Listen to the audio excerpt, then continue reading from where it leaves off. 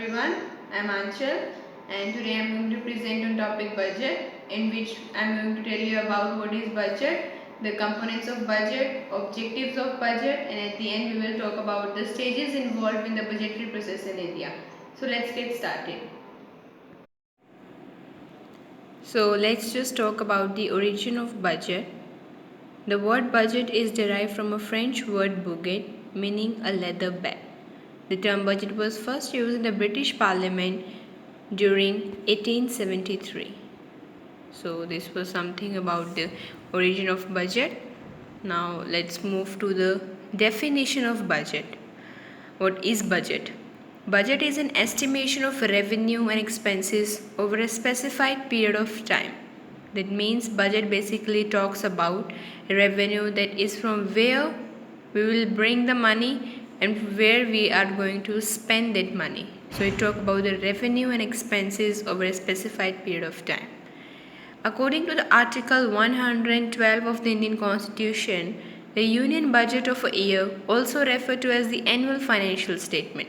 So let me tell you that in the Indian Constitution, the word budget is not mentioned. Instead of that, annual financial statement is there, which is statement of estimated receipt and expenditure of the government for a financial year, from where the government is going to generate the money and where the government is going to spend the money for a financial year.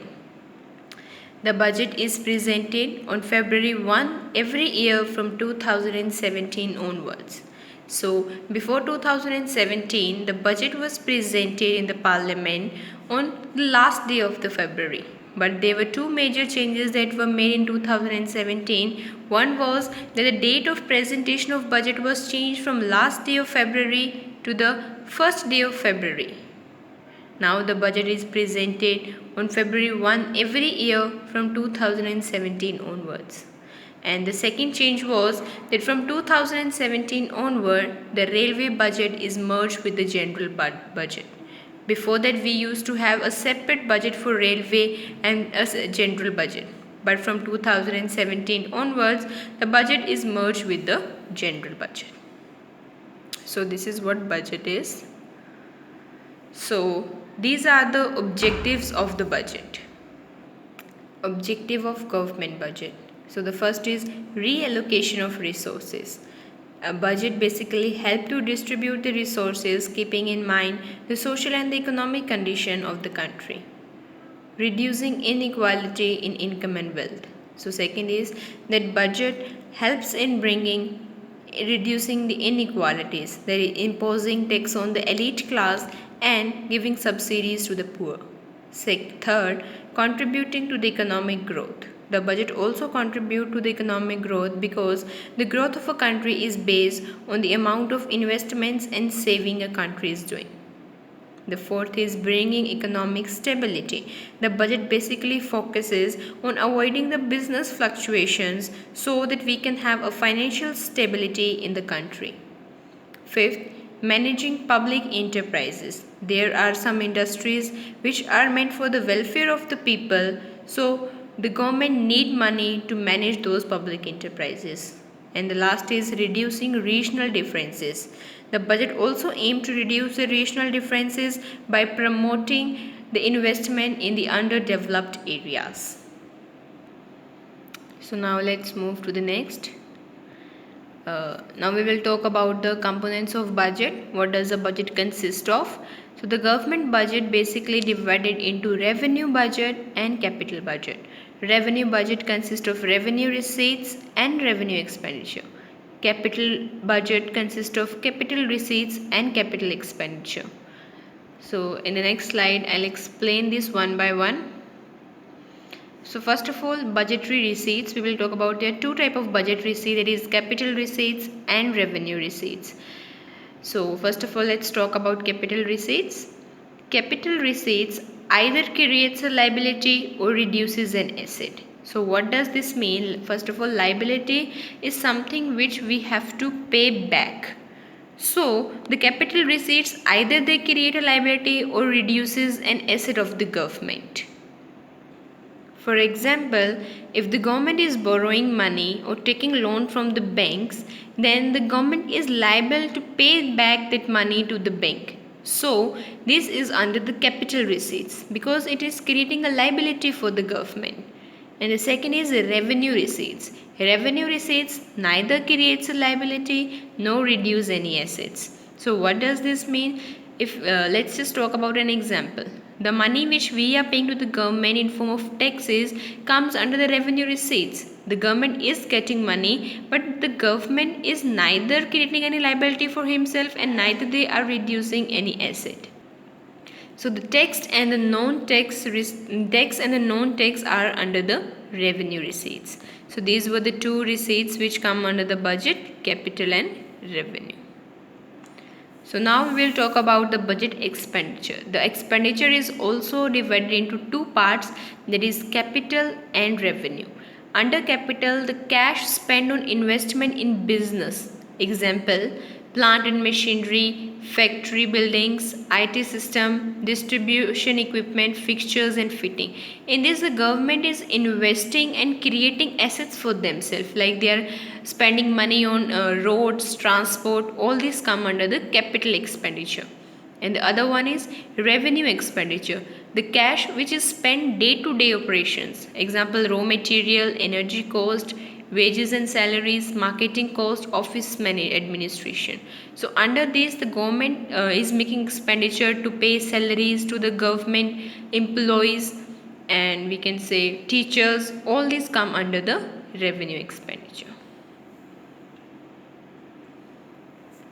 So let's now move through the stages involved in the budget, and the first is preparation of the budget.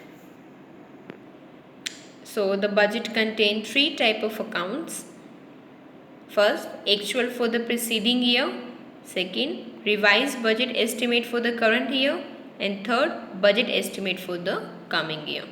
And the government budget is defined as a legal document that is passed by the legislature and approved by the chief executive or president. And the budget comprises of revenue budget and capital budget, which we have already studied. So now let's talk about the process in the presentation of the budget. First of all, the budget estimates are prepared by the Ministry of Finance. Then, based on those estimated income and expenditure of various ministries and departments sent to the Ministries of Finance, the various departments of the government, they estimate their expenditure and their income, and then that list is sent to the Ministry of Finance. On basis of that, Ministry of Finance prepares the budget and then presented by the finance minister for the cabinet approval. Then the budget is presented by the finance minister for the cabinet approval. Now the budget gets ready for the presentation to the parliament. So next we will talk about the enactment of budget. This means legislation of the budget. Prepared budget is presented by finance minister to the legislature. The budget is an instrument of parliamentary control over the financial activities of the government. So we can say that how parliament control the financial activities of the government. So budget is the one instrument through which the parliament can control the activities of the government. No tax can be levied and no expenditure incurred by the central government without the prior approval of the parliament. The government cannot can do any expenditure and cannot levy any tax without the approval from the parliament.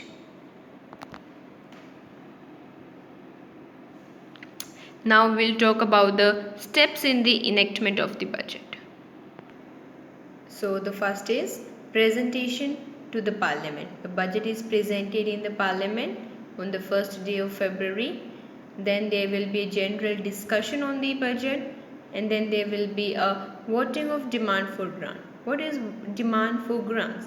Demand for grant is basically the estimates of expenditure from the consolidated fund included in the annual financial statement, which is required to be voted in the Lok Sabha under Article 112 of the Indian Constitution. And then come the passing of appropriation bill. Appropriation bill basically give government the authority to take the money from the consolidated fund of India for its expenditure. And then the last stage come the passing of the financial bill with the approval of the president. And the last stage is the execution of the budget. When the budget has passed by the legislature, the execution of the budget begins. Execution of budget means raising the revenue and controlling the spending of the government department. After the budget is passed, the government will start imposing tax, that is, they will raise the money and they also control the spending of the government department. The executive department get a green signal to collect the revenue and start spending money on the approved scheme. So this is how the budget talk about the revenue and expenses of the government for a specified period of time. So this is how the budget is presented.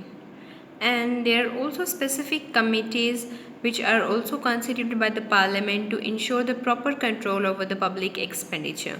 So there are committees like the estimates committee, public accounts committee, the committee on public undertaking, and audit and accounts department. And the audit of the public money is controlled by the comptroller and the auditor general. So this was my video on the brief understanding about the budget, as budget plays a very important role in our economic and political life. Hope you understand. Thank you so much.